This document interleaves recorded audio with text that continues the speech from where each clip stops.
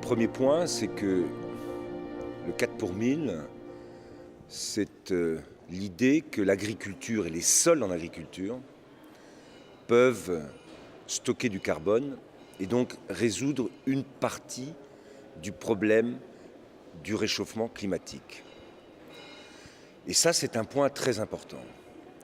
Parce que les sols agricoles et forestiers, c'est la capacité qu'on a, avec l'énergie solaire, la photosynthèse, à absorber et stocker dans les sols et dans la forêt le carbone qui est dans l'atmosphère.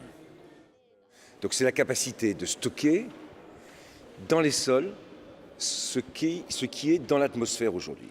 Et c'est une partie de la solution pour résoudre les problèmes liés au réchauffement climatique. Ça, c'est le premier point. Le deuxième, qui est aussi pour moi très important, c'est que ça porte sur une modification profonde des modèles de production agricole.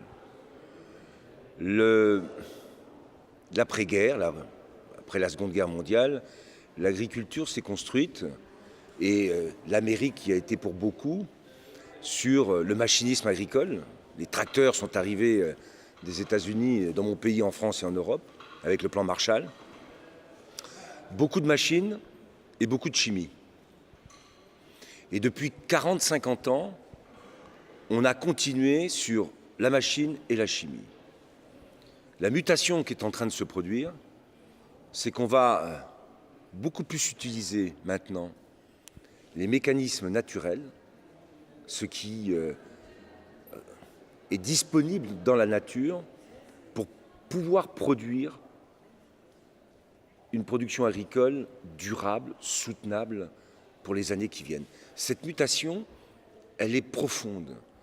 Elle porte sur la couverture des sols, elle porte sur les associations de cultures, alors que jusqu'ici, on avait spécialisé, on faisait du maïs, on faisait du colza, on faisait du blé.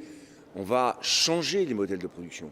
On va combiner des variétés différentes.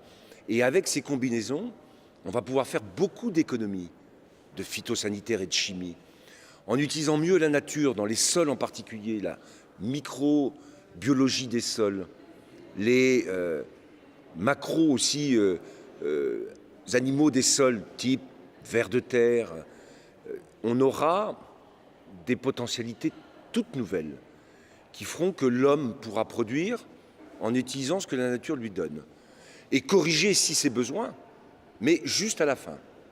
Et ça, c'est une mutation profonde. Donc, je lutte contre le réchauffement climatique en stockant du carbone. Je change les modèles de production agricole.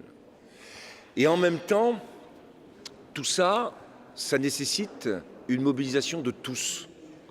Et c'est pourquoi la société civile est importante. D'abord parce que c'est elle qui s'est battue depuis longtemps pour dire attention, attention, attention. Et que si aujourd'hui on arrive à concrétiser ce qu'a été cette alerte pendant des années de la société civile en termes politiques, eh bien il faut aussi que les citoyens et la société civile continuent d'être impliqués dans le débat qui s'ouvre et dans les changements qui se préparent. Et c'est pourquoi, avec l'initiative 4 pour 1000, on va mettre en place un forum qui sera ouvert, bien sûr, à la société civile, aux organisations non gouvernementales, comme on les appelle, les ONG, pour faire en sorte qu'elles continuent à s'impliquer et qu'elles partagent aussi une partie de la responsabilité. On a trop souvent considéré qu'on renvoyait aux politiques la totalité de la responsabilité. On ne peut pas faire comme ça. Autant le politique doit écouter les citoyens et doit les associer, mais autant les citoyens aussi doivent accepter que lorsqu'on est en responsabilité, eh bien on est obligé de prendre des contraintes, on est obligé de faire des compromis. Et ça, c'est aussi une éducation à l'implication démocratique qui me paraît très importante.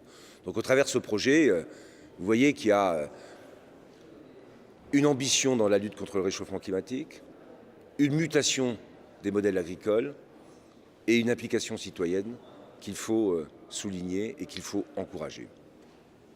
Merci.